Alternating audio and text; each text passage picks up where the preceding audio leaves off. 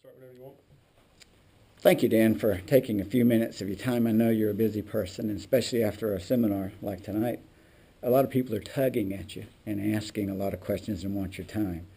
But I'd like to be brief, but if you give us one thought or one statement on what a young entrepreneur is going to face today in the business world, especially with the economy and the way it's turning down. Well, they're going to face a lot of things, but I guess if you're looking for some short advice or a thought, first of all, with a down economy, I believe that, in down economies, there's great opportunity because that's when a lot of people actually make their fortune. So I think the economy is what you make of it. When you do hit a down economy like we're presently in, I think a lot of opportunities do legitimately dry up, but just as many or more, I believe, open. And so I don't know if the economy is something that they really have to worry about for an entrepreneur, but I'll tell you, business is and always will be exactly like sports.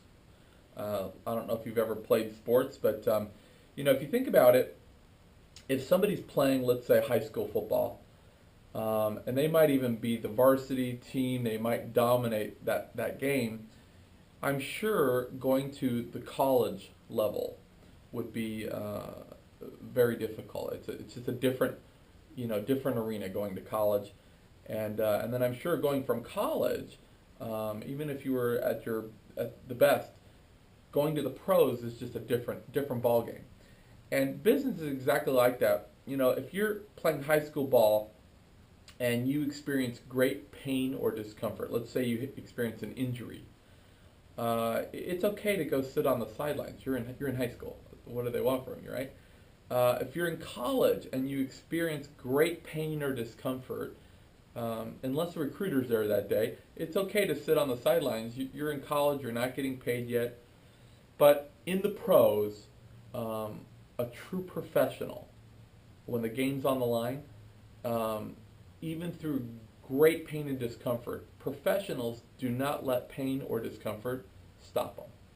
And I can recall, I know a couple years ago, I remember somebody like Brett Favre playing in the playoffs, and I have really respect because even though they didn't win, I remember him playing. He got creamed over and over again, and limped off the field, and then came back on. People carrying him out to finish what he started, and that's a real professional. And again, great professionals, they don't let pain or discomfort stop them. And in business, it's the same way. If you're trying to be successful or you have great vision, we're going to experience a lot of pain and discomfort. We're going to take our share of nosebleeds. We're going to get knocked down.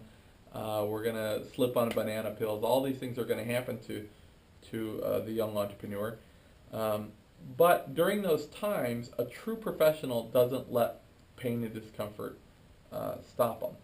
And that's the thing is in business, I meet a lot of people after my seminars that want to, have an opportunity for me, or they want to do business. But to be honest, most of the businessmen I meet, they're high school players or college players because, and don't get me wrong, you could be a college level businessman and still make six figures a year if you're willing to put in the hours and you're willing to put in the time. But most of the time when the going gets tough and they really start experiencing pain and discomfort, they sit on the sidelines.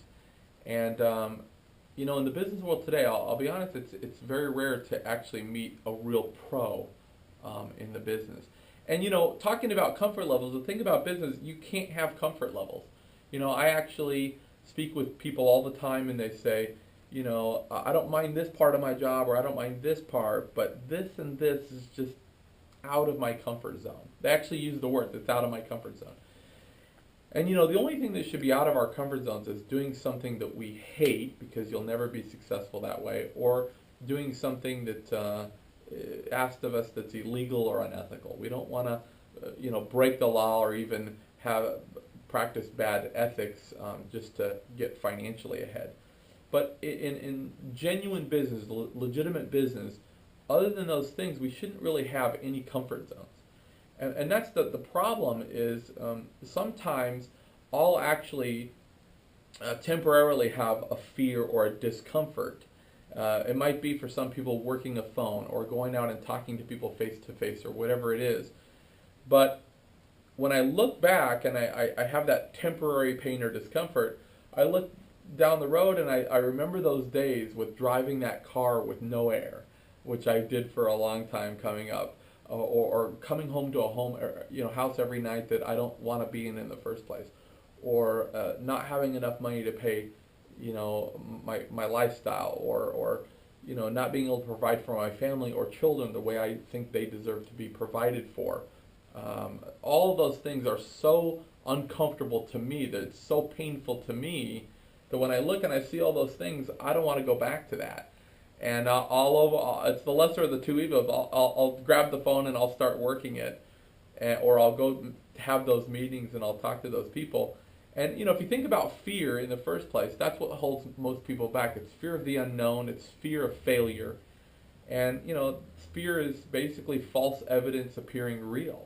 It looks like this big scary monster, but if you confront it and attack it, you'll find out that it's a molehill. And that's, I think, the biggest thing that holds people back is the fear of failure. And a lot of people, I know they do, especially after seminars, they want to do some type of business or something. But I'm very leery to do business with anybody that hasn't failed a lot. And the reason why is because if somebody became successful at one point in their life because of knowing the right person, or being at the right place at the right time, or having a door open to them, or it was their last name that got them in, or they won the lottery, something like that, and they became wealthy, that was a fluke. They have no idea how to maintain that wealth because they don't know the rules of cause and effect. They don't know what actions to take to create that reaction. And we all know success comes in waves. You got high tides and low tides, and the world is constantly changing. Technology is constantly changing. Business, marketing programs are constantly changing. And when the world changes just enough, or they slip on that banana peel or have that low tide where it cleans their clock and they lose things, which happens to most of us at some point in our careers, they have no idea how to get it back. They don't, again, know the principles or the actions to take to create that reaction.